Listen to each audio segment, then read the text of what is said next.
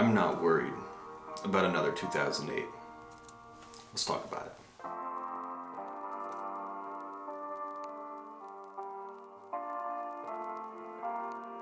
What's up, everybody? Reno Reed of the Reed Team with Travel Realty in beautiful Kansas City. And no, I didn't misspeak. I am not worried about another housing crash like we had in 2008. Well, why is that? I think it's important to understand what happened back then, as well as understand what's happening today. So what led to 2008? Well, starting around 1999, lenders started giving out a lot of these subprime loans, which basically were programs for people who had lower credit scores or people who were more high risk in terms of defaulting on their loans so that they could get mortgages and things of that nature.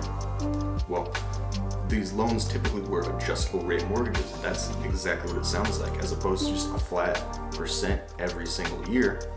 They started low, and then as the years would go on, the rates would change a little bit and kind of went up. In those instances, people were just able to pay it, and then suddenly they started having issues. And by the time 2008 came around, there was a lot of people defaulting on these loans in huge numbers. And that caused a global recession due to the volume of it. That recession was a bad time for everybody. And in order to try to prevent it from happening again, there were a couple things that happened. Like, the mortgage industry is much more heavily regulated today than it was back then. But that isn't why I think that we're not in for an issue like we were back then. So what makes today different? Well, today, what we're having happen is that there are a ton of buyers fighting over a lot less houses, right?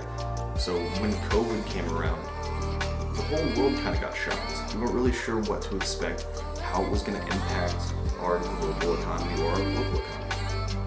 So one of the things that happened to try to prevent any negative shock, like we saw at March of the pandemic, the very beginning, mortgage rates and interest rates from the Federal Reserve were low, and they continued to hit record low after record low after record low.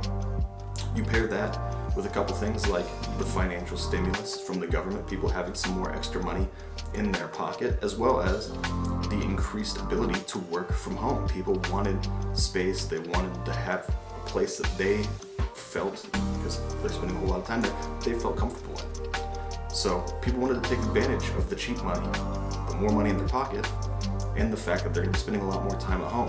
So you saw a huge influx of buyers. And that trend had kind of been coming a little while leading up to the situation, but COVID really accelerated everything. Now, on the flip side of the buyers, you have the sellers. Well, the homeowners kind of fell into one of two categories. One, the people who had no interest in moving at all, and two, the people who did. The people who had no interest at all, typically, most of them went ahead and refinanced, because when you hit a record low, it's physically impossible for you to have had a better rate. So if they still owed on their house, that's an opportunity for them to make their payments every month even more affordable. It really incentivizes these people to stay put, unless they have some big life event that causes the need for them to go and change and go somewhere else. People who ended up selling, like myself, saw their equity, what they actually own in their house financially, it just blow up. And they said, I can go ahead and I can try to sell this off and get that big check in my bank account. And some of these people went and rented, but a majority of them went into the home buyer category, which again adds to the pool of buyers. So a lot of that sounds really great, but what's the catch? Well, the constant lowering of interest rates is not sustainable. At some point, it has to stop. And we're seeing that right now, partially due to a number of events that are kind of happening all at the same time that are shocking the system and causing interest rates to rise at a pretty quick pace.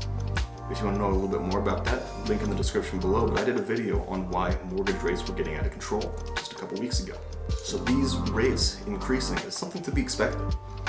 But what that does is it makes you be able to afford less in the eyes of the bank. Because basically, your monthly payment at 1% interest is going to be a lot different than the same payment at 5% interest. Your principal is going to be the same, but the amount of interest you're paying month over month is going to be more, so you can afford less. Everybody, not just me, not just you, every single person, the higher interest rate affects them in a more negative way.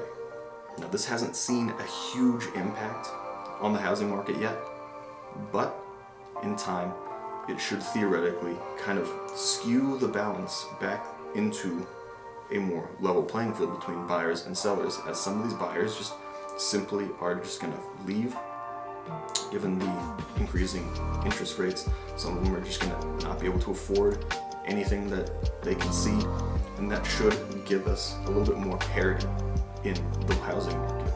So that should help skew the fact that we're seeing tons of houses go over asking price, have tons of offers, and things like that. Now, depending on who you ask in the industry, a lot of people would say, we just need more houses on the market. And yeah, that would help kind of bring that balance as well. But if you look at the market statistics, the month over month, the year over the year, they're pretty similar in terms of volume of houses sold. The supply, on the other hand, is a little bit skewed less, a lot of it because they don't sit as long. We're not seeing a supply issue like a lot of people would have you suggest. We have a demand issue. And so having these higher interest rates, again, hopefully slower than abrupt, should help even that playing field a little bit. So, do I think we're in for a housing market crash? And the answer, very simply, is possibly. It depends entirely on how the future plays out, specifically with these interest rates, because we're not having people defaulting because their payments just rise all of a sudden because of the interest rates. The only thing that changes your mortgage payment is going to be your taxes every other year, or your insurance every year. That's it. Your interest rates typically aren't changing, especially if you have a fixed rate. It's not going to change. So the interest rates on the buying side is going to be what is driving people from a buyer's perspective out of the market.